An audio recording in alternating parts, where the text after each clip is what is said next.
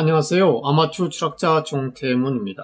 네, 오늘은요, 추락하면 누구나 한 번쯤은 고민했을 문제인데요. 내 차를 사서 한번 추락을 한번 해볼까? 라는 문제를 한번 살펴보도록 하겠습니다. 물론 일반인들도 굉장히 궁금하겠죠. 네, 미국에서는요, 보통 회사에 소속된 운전자를 컴퍼니 드라이버라고 얘기합니다. 한국말로 뭐라고 표현하는지 정확하게는 모르겠는데요. 뭐 회사 운전자 정도 되겠죠. 네, 그리고 자기 차를 사서 그 차를 가지고 운전하는 그런 추억을 갖다가 오너 오퍼레이터 이렇게 말을 하는데요. 한국말로는 이건 알고 있습니다. 지입차주라고 그러더라고요. 지입차주. 네. 그래서 오늘 영상에서는 이 컴퍼니 드라이버와 오너 오퍼레이터가 어떤 차이가 있는지를 갖다가 7개 항목을 가지고 간단히 한번, 왜냐하면 제가 간단히 말했냐면요. 사람마다 케이스마다 다르기 때문에 이걸 갖다가 구체적으로 얘기하면 복잡합니다. 그래서 제가 간단하게 한번 이 컴퍼니 드라이버와 오너 오퍼레이터를 비교 검토하는 그런 시간을 갖도록 하겠습니다. 네, 첫 번째 항목은요, 수입인데요. 네, 당연히 오너 오퍼레이터가 많이 봅니다. 많이 받습니다. 네. 당연히 오너 오퍼레이터가 자기 차를 사서 하기 때문에 많이 받는데요. 뭐 이 이유 때문에 대부분의 사람들이 오너 오퍼레이터가 되려고 하는 것이겠죠. 네. 물론 안 그런 경우도 왕왕 있습니다. 네. 평균적으로 볼 때 당연히 오너 오퍼레이터가 많이 버는 건 분명해 보입니다. 제가 미국 추락 후의 모든 것 1편을 했어요. 미국의 컴퍼니 드라이버, 회사 운전자는 미국의 회사 운전자 평균 연봉을 제가 7만 불 정도로 잡았는데요. 그럼 오너 오퍼레이터 얼마 잡았죠, 그때? 그때 제가 12만 5천 불 정도를 갖다가 평균, 연봉으로 이렇게 잡았습니다. 그래서, 물론 오너 오퍼레이터가 12만 5천 불이지만, 여기에서, 지출 소비 비용을 갖다가 제외해야 되겠죠. 네. 어쨌든, 네.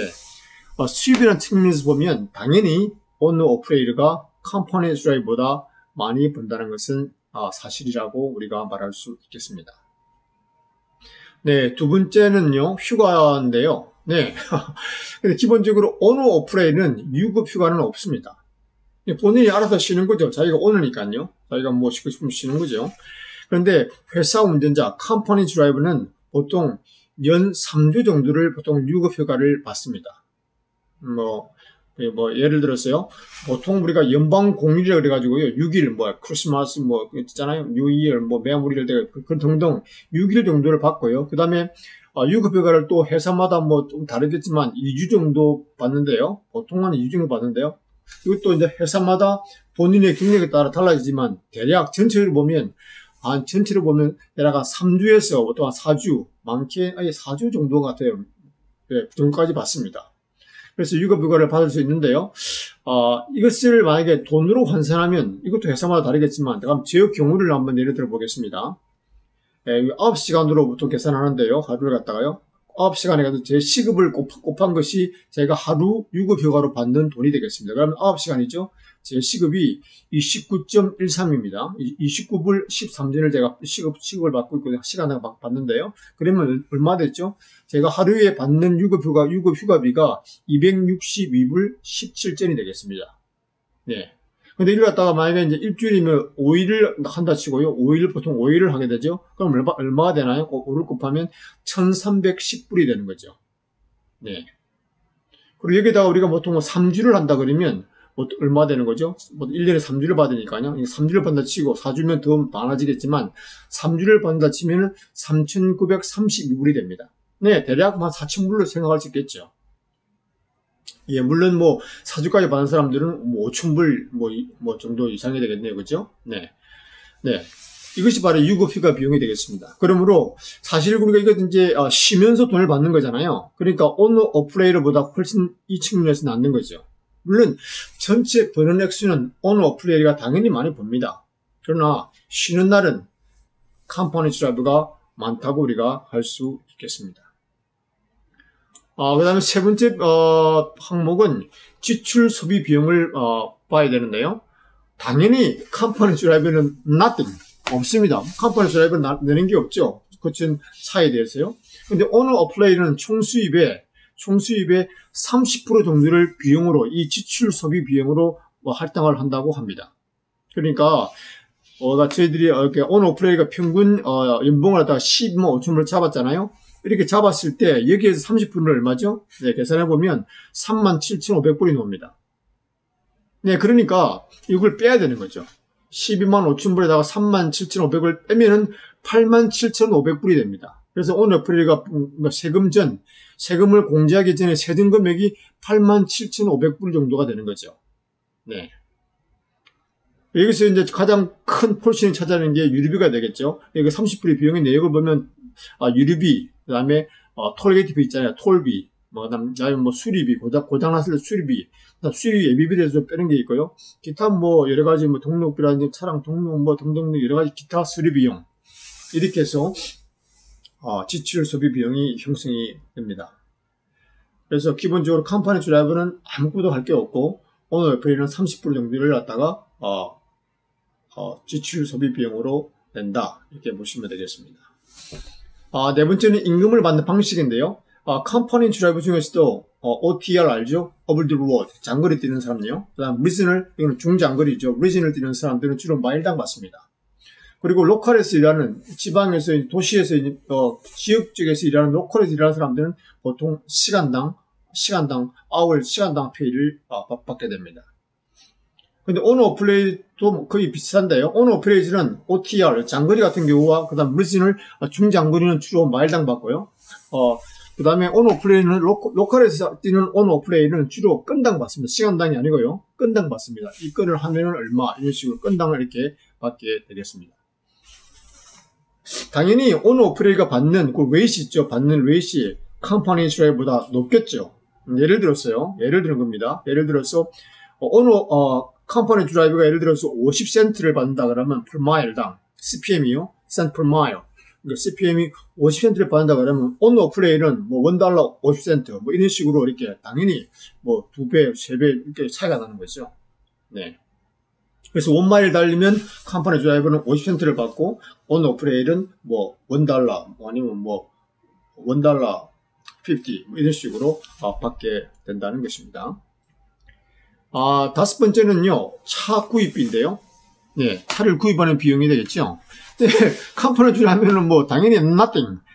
당연히 차를 안 사니까요, 아무것도 내는 게 없죠. 근데, 오너 어플레이는, 공유에는, 두 가지 케이스를 볼 수 있는데요. 보통 본인이 중고를 사든지, 예를 들었어요. 이것도 예를 들은 겁니다. 대략 한 4, 5년 정도 된 중고 추락지 중에서요, 예를 들어서 한 50만 마일이죠. 50마일이 아니고 50만 마일을 뛴 중고차 추력이 한 5만 불 정도로 생각해 봅시다. 5만 불 정도짜리를 사든지, 아니면 새 차는 대략 차마다 약간 다른 대충요, 한 17만 불 전후로 이렇게 생각을 하면 될 것 같은데요. 이럴 때 이제 다운을 좀 하고 리스를 통해서 사면 또 몇 년간 사람마다 다르겠죠. 상환하는 방식으로 이 차를 사게 되는 거죠. 네. 어쨌든 간에 중요한 점은 뭐죠? 중고를 사면 어떻게 되나요? 목돈이라는 게 5만 불이 들어갈 거 아니에요. 5만 불 주고 사야 되니까. 그 다음 차를 사면 또 감가상각비라고 그러죠. 이렇게 연마다 또 이게 차값이 또 이렇게 낮아지잖아요. 그리고 또 중고차 사면 고장 발생도 있고 또 수리비도 생각하게 되고요. 이러니까 복잡한 문제가 발생합니다. 그죠? 그 다음에 새 차를 리스하게 되면 어떻게 되나요? 네. 새 차니까 아무래도 고장 발생은 낮아지겠지만 또 리스값이 또 만만치 않겠죠. 달달이 또 그걸 또 내야 되니까요. 이제 할부금 있죠? 할부금을 내야 되니까 그것도 사실 좀 만만치는 않습니다. 네, 그래서 그런 차 구입 비용에서 그런 문제가 발생할 수 있는 것을 우리가 이해를 해야 되겠습니다. 그 다음에 여섯 번째는요, 차가 고장났을 때, 네, 차가 고장날 때 경우를 보면, 그러니까 컴퍼니 드라이버, 회사 운전자는 회사마다 규준은 다르겠지만 디텐션 타임이라고 기억하시나요, 여러분? 예, 기다릴 때 주는 비용이죠. 디텐션 타임을 받게 됩니다. 그래서 1시간당 16불을 받는다든지 20불을 받는다든지 이런 식으로 받게 되는 거죠. 일은 안 하지만 이렇게 디텐션 타임을 받게 됩니다. 왜냐하면 기본적으로 본인이 차를 관리하는 건 회사니까요. 기본적으로 컴퍼니 드라이버 차를 관리하는 게 아니잖아요. 기본적으로 운전만 하는 거지 기본적으로. 그러니까 내가 잘못한 게 아니고 차가 관리를 잘 못한 회사 책임이라고 간주하기 때문에 회사에서 디텐션 타임을 받게 되는 것이겠죠.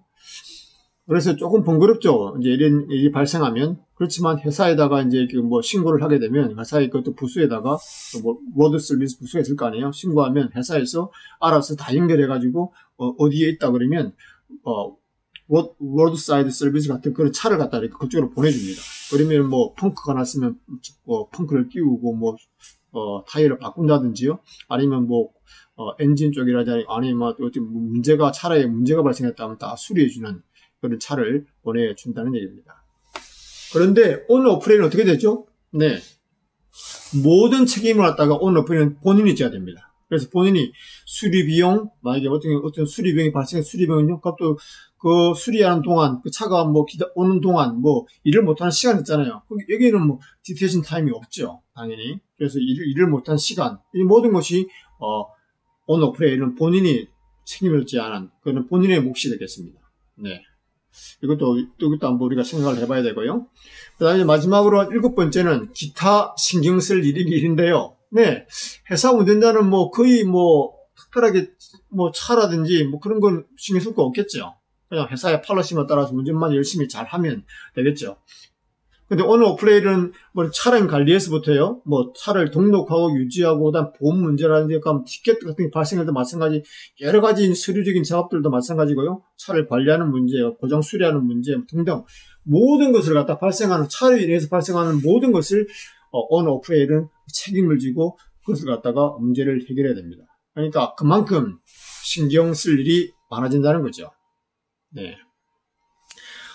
다시 한번 조금 정리를 하면요. 그러니까 정상적인 경우에 온-오프레이드가 컴퍼니 드라이브보다 좀 더 많이 번다고 말할 수 있겠습니다. 그건 당연하죠. 당연합니다.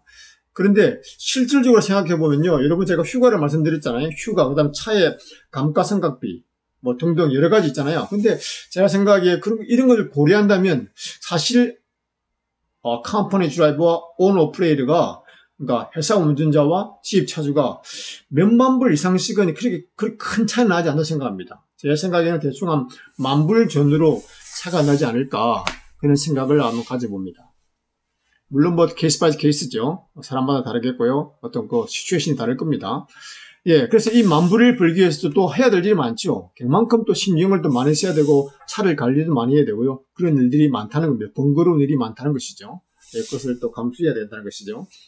그래서 저는 현재까지 온-오프레이드를 할 생각이 없습니다. 뭐 저는 목돈도 없고요.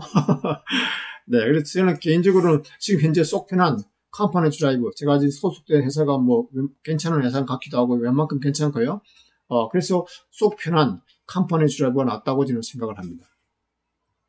그래서 저는 현재 회사에서 정상적으로 일하면 대략 한 75,000불 정도를 벌 수 있거든요. 이제 오늘 환율을 보니까 환율이 $1당 1,180원이더라고요. 그러다가 뭐 환화로 계산하면 8,850만 원을 제가 벌 수 있다는 얘기죠. 예. 그러니까 그 지입차주 쪽 온-오프레이드와 크게 많이 이렇게 차이가 나지 않는다고 저는 생각하기 때문에 현재까지는 온-오프레이드를 이렇게 할 생각은 별로 없습니다. 네. 자, 설명을 드렸는데요. 여러분은 어떤 선택을 하시겠습니까? Bye now.